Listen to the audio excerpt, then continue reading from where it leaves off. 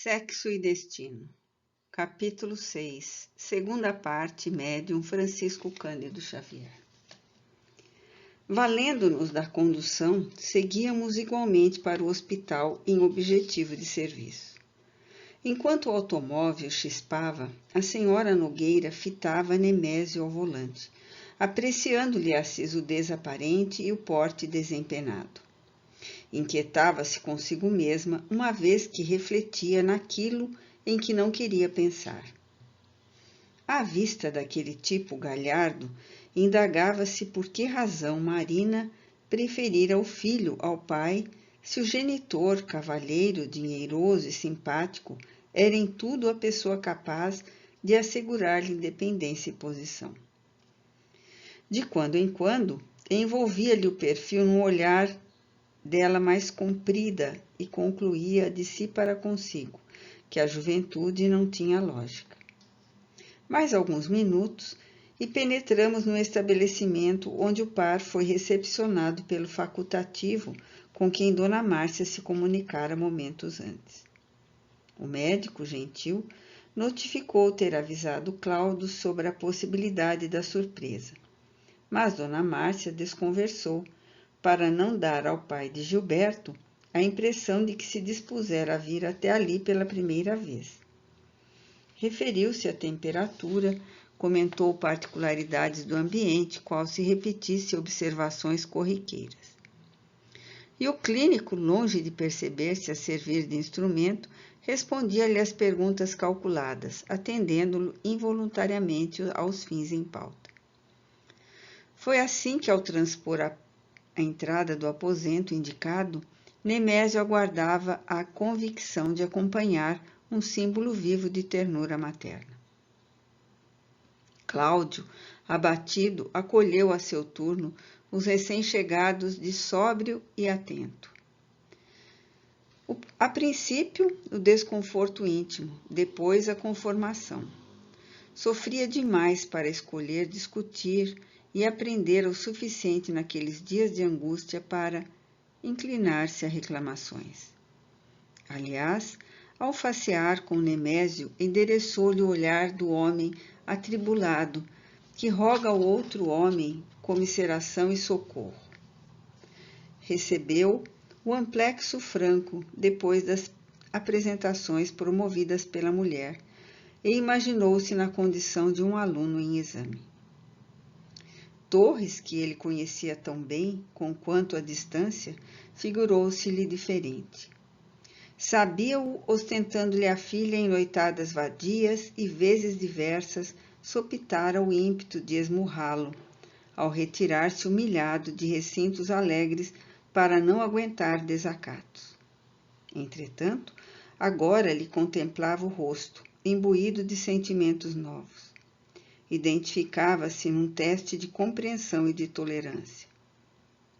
Num átimo, associou os ensinamentos espíritas cristãos que lhe metamorfoseavam o íntimo com Marita, em descúbito, fixou Nemésio e Márcia, e deduziu que não competia julgar aquele homem que lhe explorava a família. Mecanicamente, recordou Jesus e a lição da primeira pedra. Estabeleceu confronto rápido e catalogou-se em nível inferior. Torres entretinha-se com uma jovem que lhe dava liberdade e filha de outro homem. Ele, porém, não vacilara em abusar da própria filha depois de encantoá-la na sombra por meio de embuste soez. Com que direito assumiria ante a própria vítima tombada o papel de censor? Indubitavelmente, concluía em reflexões instantâneas. Amigos espirituais traziam-lhe o negociante detestado, experimentando-lhe a renovação. E a ele próprio também considerou humilde. Cabia o dever de sopesar as próprias reações, categorizar-se tal qual era no fundo da consciência. Naquela prova de segundos, volveu o olhar para a esposa e não mais encontrou em Dona Márcia a inimiga cordial de tantos anos. Aquele semblante, embonecado por excessiva maquilagem, na presença das concepções novas que passara a nutrir, mascarava um coração insatisfeito, cujos desastres haviam sido provocados por ele mesmo. Exterminara-lhe os sonhos logo após o casamento. Recordou-se de como se enfadara, desapiedado da esposa, então menina cândida e espontânea, tão só por vê-la disforme na gravidez de Marina sobrevivera, e de como transferira na direção de Aracélia os instintos de homem selvagem. Desde o choque em que se vira coagida a criar 2 filhas em vez de uma, a personalidade real de Márcia desaparecera, desequilibrara-se, e ele, em vez de regenerar-se, recuperando-a, jamais regressara da caça de aventuras. Como exigir contas da mulher se devia acusar-se? Nada lhe impedia fugir do autoexame, abraçando conversas triviais. Entretanto, inferiu que não conseguiria ausentar-se da própria alma. Mais justo enquadrinhar-se, suportar-se. Percebeu que Nemésio e Márcia, expectantes, lhe estranhavam a atitude, e muito mais para não incomodá-los que, por subtrair-se a qualquer crítica, dirigiu o olhar para a filha desfigurada, que somente as energias de Moreira, conjugadas com a alimentação artificial, retinham no corpo físico, e falou para o genitor de Gilberto com inflexão de profundo sofrimento. Veja, senhor, nossa filha está muito mal. Os recém-chegados fitaram atônitos aquele cadáver que ainda respirava. Sentiu-se Dona Márcia esmagada de assombro mesclado de piedade, mas reprimiu-se. Torres, por sua vez, apertou os dedos contra as palmas das mãos num gesto peculiar de nervosismo. A moça, desencarnada, devolvi-lhe a imagem de Beatriz. Recuou automaticamente procurando o pai de Marina a fim de exprimir-lhe amizade, mas deparou com Cláudio de lenço no rosto, tentando debalde sofrear o pranto que lhe escorria do queixo hirsuto. A senhora Nogueira fez as honras. Conquanto abalada, não somente ao consignar a decadência da pupila, mas igualmente ao testificar a inesperada sensibilização do marido, controlou-se o bastante para falar com desembaraço. Doseou as verdades que ouvira do médico, respeitando o pesar do esposo. Recapitulou a versão do acidente que ela mesma engenhara para satisfazer aos amigos e rogou desculpas pelo traumatismo com que Cláudio se apresentava. Confessava-se também machucada, observou polidamente. Contudo, ao ver o marido subjugado pelo desgosto, não tivera outro recurso senão reabilitar a resistência própria, a fim de que não se escasseasse comando a situação.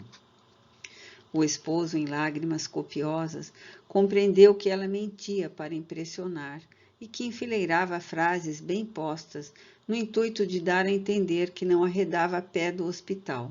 No entanto, não lhe rebateu as afirmativas. Limitava-se a chorar em silêncio. Em lugar da indignação a que se rendia em outros tempos, quando havia fingir, penalizava-se agora. Imaginava-se na posição do viajor que houvesse espalhado farpas em todo o caminho por onde seria fatalmente impelido a regressar.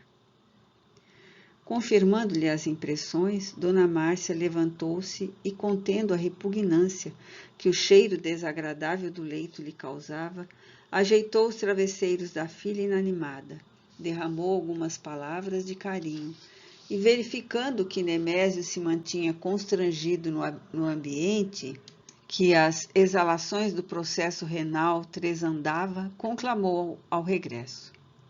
Não seria lícito reter o senhor Torres por mais tempo, alegou.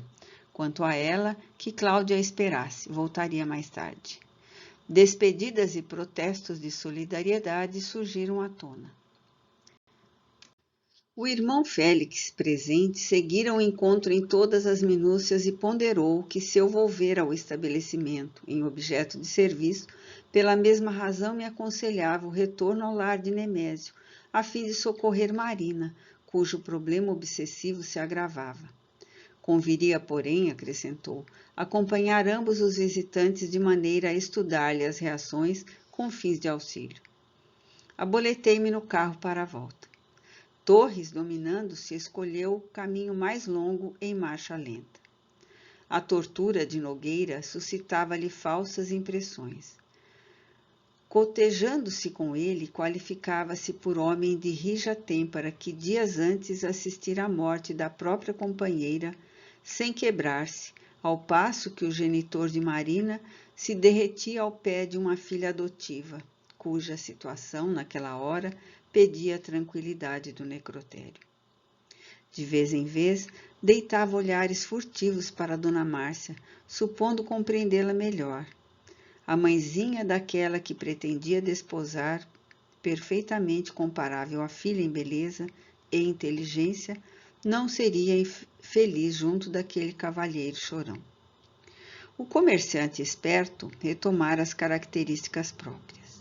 Pouco a pouco, olvidou a menina acidentada e o bancário arrasado, que classificava por maricão, e passou a exaltar o encantamento do dia em curso, qual se aspirasse a despertar Dona Márcia para a convicção de que se achava no alto sob o patrocínio de um companheiro compreensivo e vigoroso, capaz de assegurar-lhe a euforia.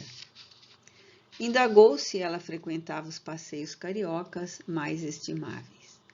Referiu-se aos almoços suculentos das paineiras, aos piqueniques da Pedra do Conde, aos banhos em Copacabana, à vista inigualável no Pico da Tijuca nos dias ensolarados, onde o binóculo parecia trazer a restinga de Marambaia para dentro dos olhos.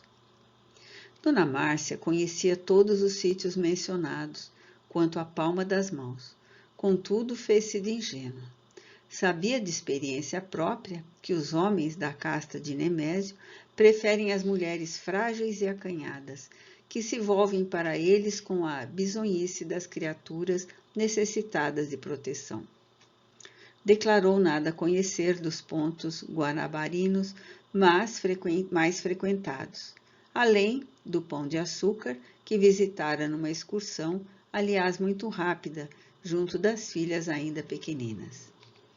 Afetando-se novata em matéria de experiências romanescas, informou que se casara muito nova e que desde então a existência lhe fora um suplício entre escovões e panelas, com a obrigação de tolerar um marido resmelengo.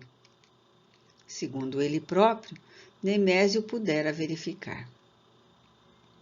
Que lhe avaliasse o martírio de mulher acorrentada a um matrimônio infeliz pela amostra de Cláudio Choramingas, a recebê-lo sem uma palavra de cordialidade e de apreço. Torres gostou das definições, riu-se, falou em psicoses, reportou-se a neurologistas distintos.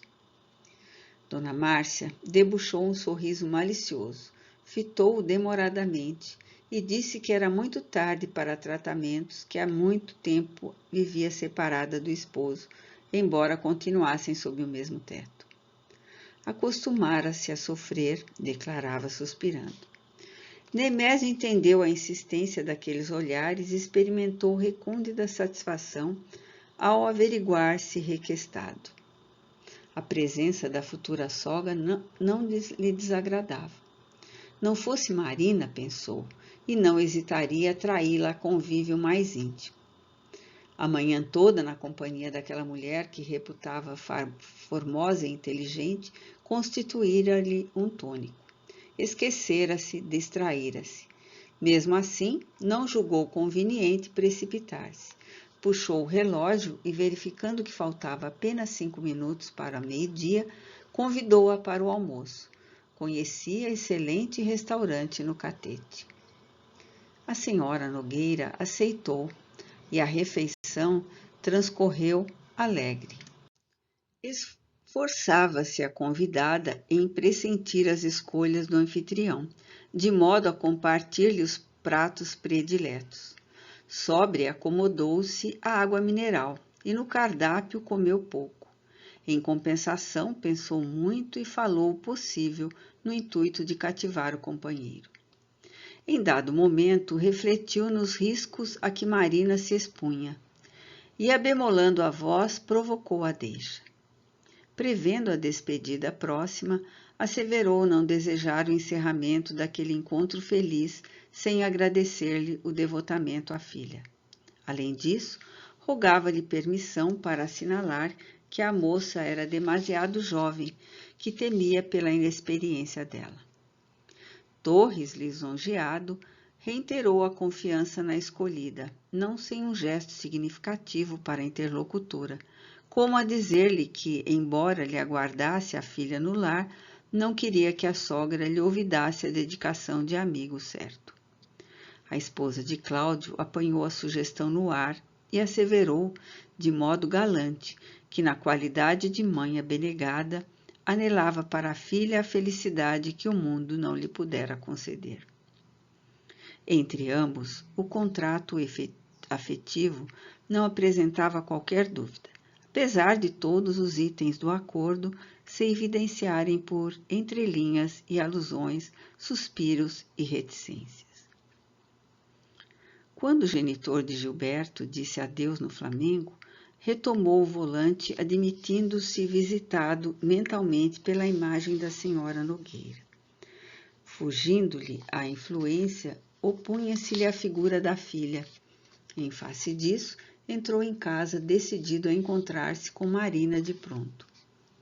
Recolhido ao quarto particular, tomou o pijama, calçou os chinelos silenciosos e absorto andou de manso na direção do compartimento em que pretendia surpreendê-la, comunicar-lhe impressões e, sobretudo, dissipar os pensamentos intrometidos que Dona Márcia lhe suscitara.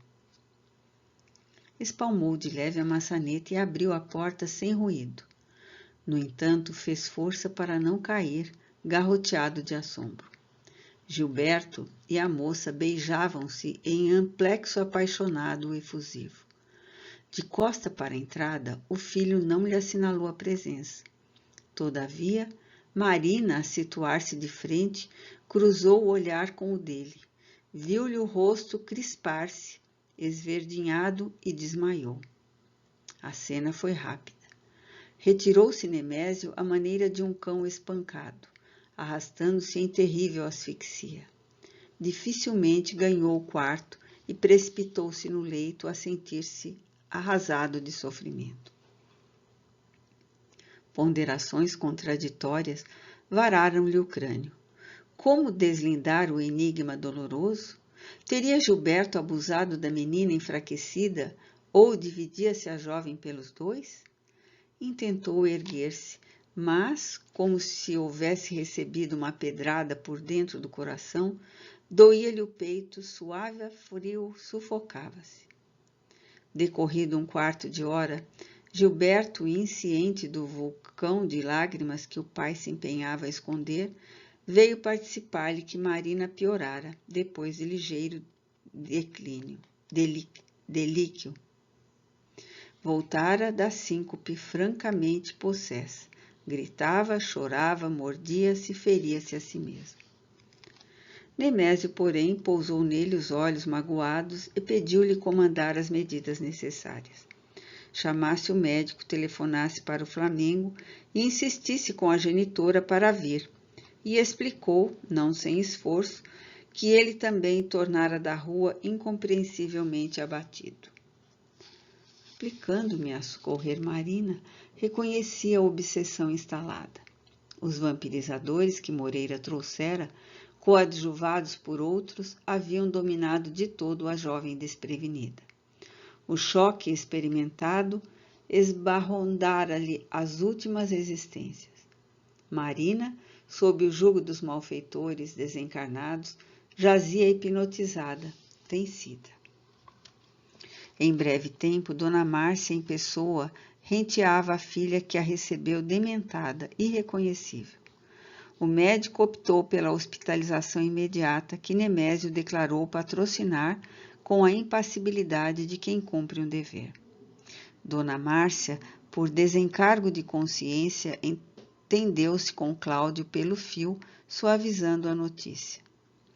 Inteirava-o de que a filha se extenuara em trabalho excessivo, arrojara-se a grande fadiga mental e o facultativo indicava a ligeira estação curativa numa clínica de repouso. Ela, com a responsabilidade de mãe, não opunha qualquer embargo. Entretanto, não lhe seria lícito deixar de ouvi-lo, aguardar-lhe a opinião. Nogueira não contraditou e Dona Márcia deu-se pressa em confiar Marina a estabelecimento psiquiátrico de nomeada, cujos portais a menina transpôs, inspirando cuidado e compaixão. Regressando à bela vivenda, depois de 2 dias, encontramos Gilberto atarantado e infeliz, contudo mais dedicado à moça que antes. Nemésio, porém, ruminava a antiga concepção do amor como chinelo no pé, e apenas decorridas 48 horas sobre o acontecimento, já permutava confidências com a senhora Nogueira a respeito dos fatos novos, e ambos, na maior intimidade, já haviam encontrado motivos para desculpar aquilo que chamavam loucuras da mocidade, cultivando consolações um no outro.